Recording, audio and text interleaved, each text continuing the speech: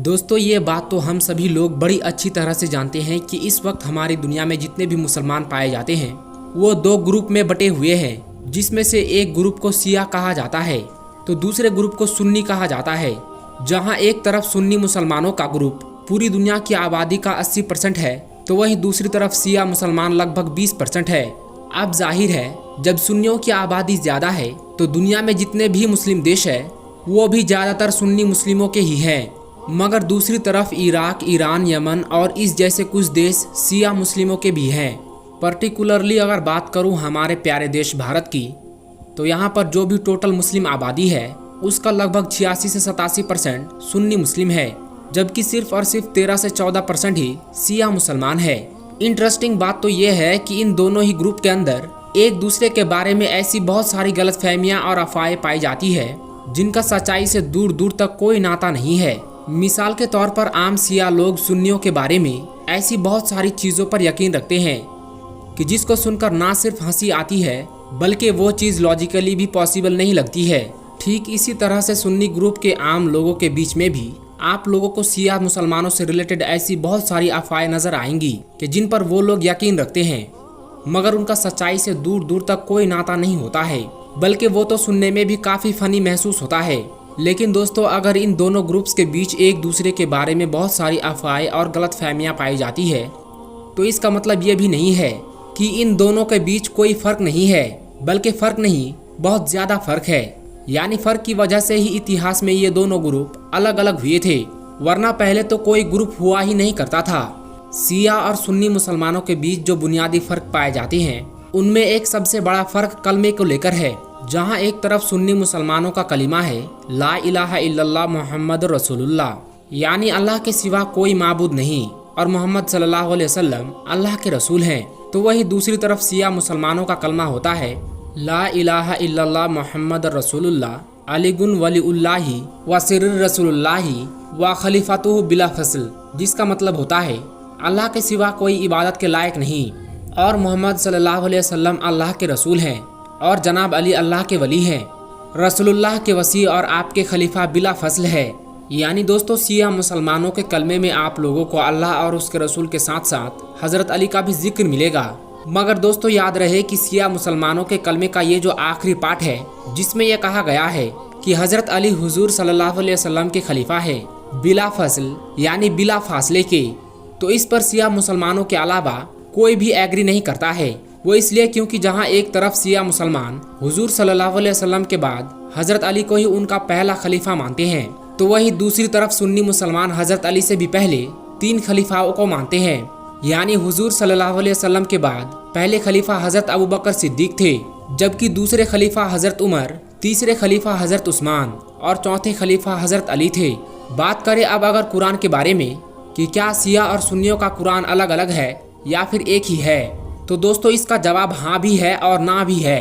वो इसलिए क्योंकि अगर आप लोग अरबिक के हिसाब से देखेंगे तो कुरान दोनों का एक ही है, मगर अगर तर्जुमे को देखेंगे यानी ट्रांसलेशन को और उसकी तफसीर यानी एक्सप्लेनेशन को देखेंगे तो मामला पूरी तरह से अलग है। यानी एक आयत का तर्जुमा शिया मुसलमानों ने अलग तरह से किया होगा जबकि सुन्नी मुसलमानों ने अलग तरह से कर रखा होगा। इवन तफसीर यानी एक्सप्लेनेशन में ज़्यादातर आयतों का कॉन्टेक्स्ट भी बदला हुआ नजर आएगा। बात करें अब अगर नमाज के बारे में तो दोनों ही ग्रुप के अंदर एक दिन में 5 फर्ज नमाजों को अदा किया जाता है, मगर जहां एक तरफ सुन्नी मुसलमान 5 नमाजों को अलग अलग अदा करते हैं तो वही दूसरी तरफ शिया मुसलमान अपने कुछ नमाजों को आपस में मिला लेते हैं, जिसकी वजह से वो इन सारे ही नमाजों को 3 वक्तों में ही अदा कर लेते हैं। इसके अलावा रमज़ान के महीने में भी सुन्नी मुसलमानों में जो तरावी का कॉन्सेप्ट पाया जाता है जिसको सुन्नी मुसलमान बड़े शौक से पढ़ते हैं, और क्योंकि वो साल भर बाद वापस आ रही होती है तो उसके आने से पहले कई दिन पहले से ही चर्चा करने लगते हैं। ये सारी चीज़ें शिया मुसलमानों में नहीं पाई जाती है क्योंकि उनके यहाँ पर तरावी का कॉन्सेप्ट मौजूद ही नहीं है। उनके मुताबिक ये एक ऐसी बिदात है कि जिसको सुन्नियों के दूसरे खलीफा यानी हज़रत उमर रज़ी अल्लाह ताला अन्हु ने शुरू किया था। इसके अलावा इन दोनों ग्रुप के बीच एक बड़ा फ़र्क हज़रत इमाम मेहदी को लेकर भी है। इस बात पर तो पूरी दुनिया के ही मुसलमान यकीन रखते हैं कि दरअसल हज़रत इमाम मेहदी के जो आखिरी खलीफा होंगे वो क़यामत से पहले ज़ाहिर होंगे। हमारी दुनिया से जुल्म सितम, नाइंसाफ़ी और इस तरह की हर गलत चीज़ को मिटा कर रख देंगे। उसके बाद दुनिया में अमन कायम करेंगे और अपनी एक खिलाफत भी कायम करेंगे। लेकिन दोस्तों, इस पूरे मामले में जहां एक तरफ सुन्नी मुसलमानों का ये मानना है कि हजरत इमाम मेहदी कयामत से पहले पैदा होंगे, बाकायदा वो परवरिश पाएंगे, बड़े होंगे और फिर सही वक्त आने पर ही लोगों के सामने एज ए इमाम मेहदी यानी इमाम मेहदी के तौर पर जाहिर होंगे और उसके बाद ही धीरे धीरे खिलाफत कायम करेंगे।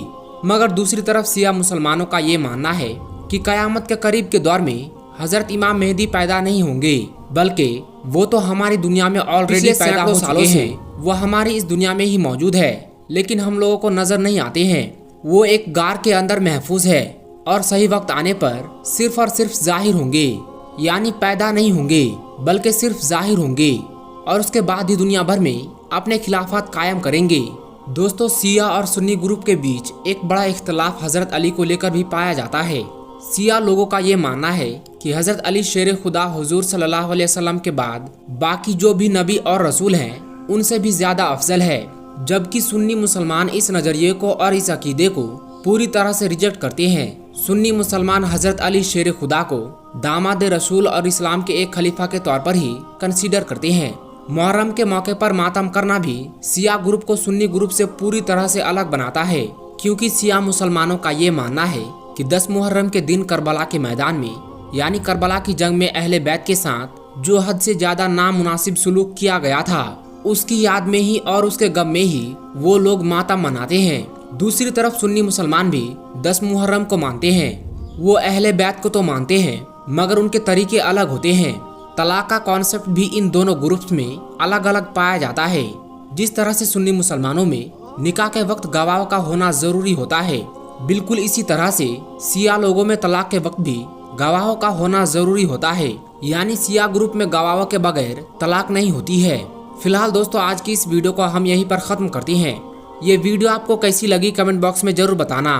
वीडियो अगर आपको पसंद आई हो तो आप इसे लाइक करें और अपने दोस्तों में जरूर शेयर करें। और इसी तरह की इन्फॉर्मेटिव और हिस्टोरिकल वीडियोस देखने के लिए हमारे चैनल को सब्सक्राइब जरूर करें।